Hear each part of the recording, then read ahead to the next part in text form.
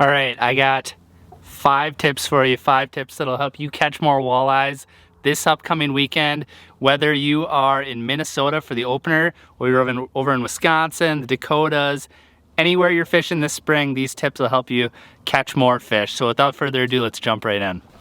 All right, so the first tip I can give you right off the bat is if you want to catch more walleyes this upcoming weekend, don't just go out and follow the crowds. So you're gonna see some spots where you might see 4 or 5 people on that spot, and there might be some fish there, but there also might be some fish 100 yards down the break somewhere else where there's nobody fishing them. And the thing you got to remember, especially if you're fishing the opening weekend here in Minnesota, is this is a time when there's going to be a lot of people on the water, where this is maybe the one time that they get to fish all year, or maybe one of the 2 times they get to fish all year. Maybe it's opener and then Memorial Day weekend or whatever. So there's going to be a lot of people on the water who aren't super dialed and aren't necessarily on the fish or on the best fish in the lake. So my biggest advice to you would be actually not only don't follow the crowds, but specifically try and stay away from the crowds, because you want to find that pod of fish that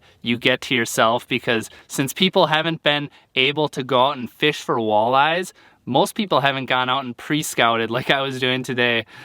So they don't know where the best schools of fish are in the lake right now, and you might just find them if you're going out and looking in different places. So more on that later, but that is the first tip.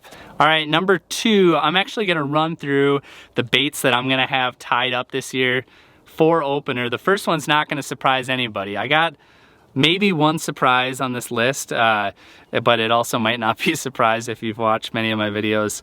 But the first one is definitely not a surprise, and that is a simple jig. This one's an 1/8 ounce tungsten. Actually, this exact bait is the one that we caught him on last year on Mille Lacs Lake when I was fishing with my buddy Brad Hawthorne. But you can rig this up with a plastic, but you can also put meat on there as well. Usually meat is a big player really early in the year like this, especially on opening weekend. As we get later into the year and the fish get a little bit more aggressive, that's when plastics really start to heat up. But I've also had years where we've crushed them on plastics on opener. So that actually happened last year. So make sure you have a jig ready. The thing that's awesome about the jig is that you can cast it up shallow, you can cast it out deeper. Sometimes I'll bump up to a 1/4 ounce jig if I know I'm gonna be fishing deeper, kind of more towards the break. But the 1/8 ounce is usually gonna be my go-to because I like to fish shallower, but we're gonna have more on depth a little bit later in this video. Next up, the second presentation that I will for sure have on my deck is a bobber. And the thing about the bobber is that when you know where the fish are, whether you have them on live scope or you have them on side imaging and you know where there's a pot of fish, or if you just know that they're kind of tucked up on an inside corner somewhere, a bobber can be very difficult to beat in those scenarios, because you can just soak that bait right in their face and wait for them to come over and pull that bobber down. And honestly, watching the float go down is super fun. So it's actually a presentation I really enjoy. When you think of bobbers, you think of maybe kids fishing, or you know, something that's maybe not as fun. But for me, watching that float go down is super fun. So this is a presentation I'll have tied on, because for sure there's sometimes you just absolutely cannot beat it, and it's the most effective way to catch fish. But we got one last presentation, and this is one of my favorites. I've done videos on this in the past, and this is just a simple drop shot rig. You know, and some people think of drop shotting for walleyes. You know, this is a presentation people haven't really thought of for walleyes up until somewhat recently. But for the most part, when people are thinking about drop shots, they're thinking kind of midsummer to sort of tempt those finicky walleyes into biting. But for me, the drop shot is in play all year long. So I just got a simple hook on there. I like to use lighter lines, so I got 8-pound fluorocarbon on here. And then I have a dropper that's about 1.5 feet. So if you want some more information on drop shot fishing, I got a much longer video on that. You can find that on the channel. Maybe I'll link it down below if I can remember. But the drop shot is not just for summer. It works in the fall, and it also works in the spring, so make sure to have one ready. And you can put a minnow on here, you can put a crawler, you can put a leech, whatever you want to do. I would recommend messing around with the drop shot this spring. All right, tip number 3 is gonna be all about location. So this time of year, especially early in the season when you're chasing walleyes, you need to have a heavy bias towards movement and not staying in one place for too long, unless you're catching them there. But these fish are gonna be up shallow, they're gonna be moving, they're gonna be all over the place. So you need to be on the move as well, hunting down areas where the fish are. And the fish aren't gonna be in one place for too long usually. So I'm gonna switch over to my phone here for a second. And these are kind of like the 2 secret weapons that you have this time of year. You have side imaging. Side imaging is just a massive resource for covering a bunch of water and looking out to the side. I usually have mine set out to 100 feet roughly, and just scanning these flats and looking for cover, whether it's rock or weeds, but also looking for fish.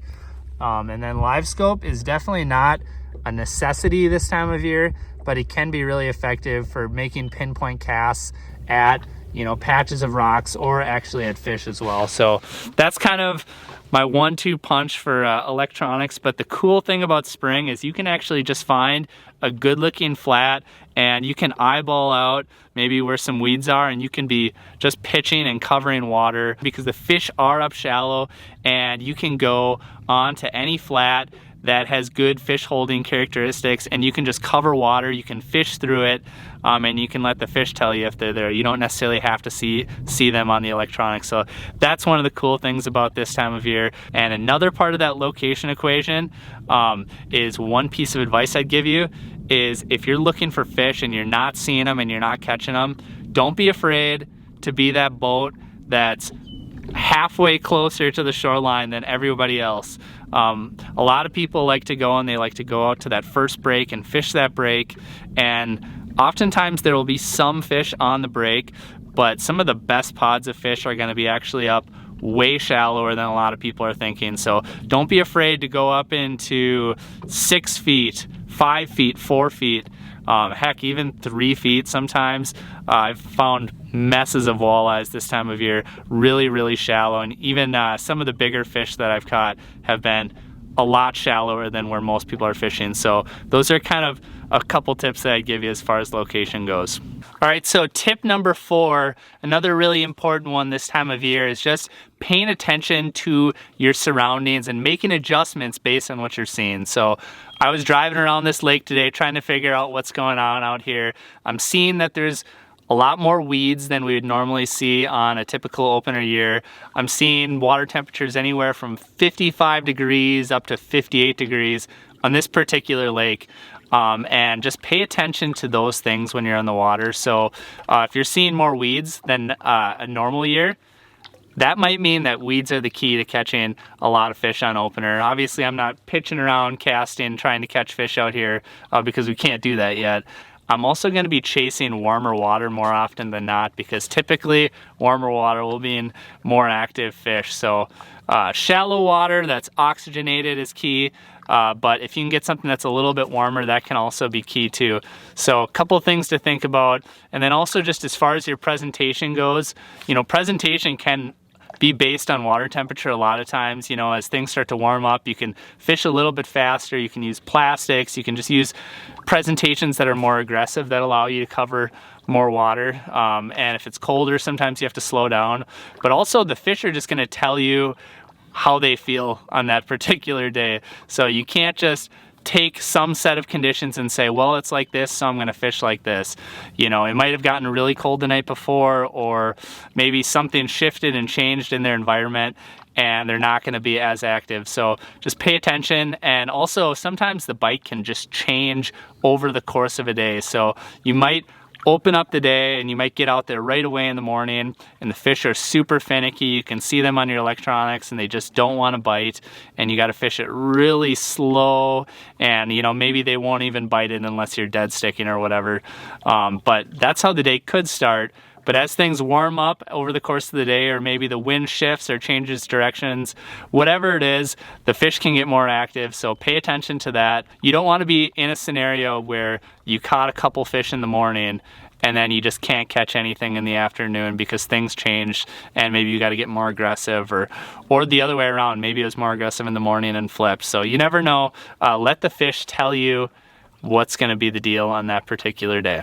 All right, tip number 5. I thought this was a really good one. I'm stealing it from my buddy Brad Hawthorne. And tip number 5 is, when you're out there on opener, just be a good person. So like I said earlier in the video, this weekend there's going to be a lot of people who only go out maybe once or twice for the whole year. This is the only time they get to fish, or the only time they make time to fish. So you're going to be out on the water with a lot of people who might not be that experienced. So when you're at the boat ramp, help some people out. Don't get frustrated and say, oh man, these people don't know how to back in a trailer, they don't know how to handle their gear, because you know that might be true, but you could help them out. You can make their day a little bit easier. You can actually kind of make things kind of move along a little bit faster by helping out. So help people at the ramp. When you see people on the water, don't get mad because someone cut you off. They just might not know the ethics of how you're supposed to behave on the water. And don't get mad when people get close to you. This is just going to be a busy weekend. And if you're going out on opener, or just on weekends in general, just understand that you're going out there when there's going to be a lot more people. So if you're lucky enough to be able to go later in the week and you don't really want to deal with crowds, then go out later in the week. But this is opening weekend. It's going to be busy. It's going to be a zoo. So just be good to people and help people out. And that's how we're going to wrap up this video. That's tip number 5.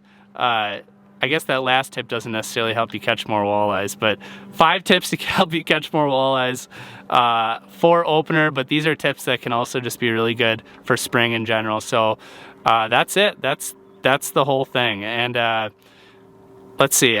I think at the end of this video, what we'll do is I'll drop this guy right here. This is my drop shot video. So a lot of people aren't thinking about drop shots in spring, but it's something you should try and have tied on. And this video breaks down the whole presentation, everything you need to know about it.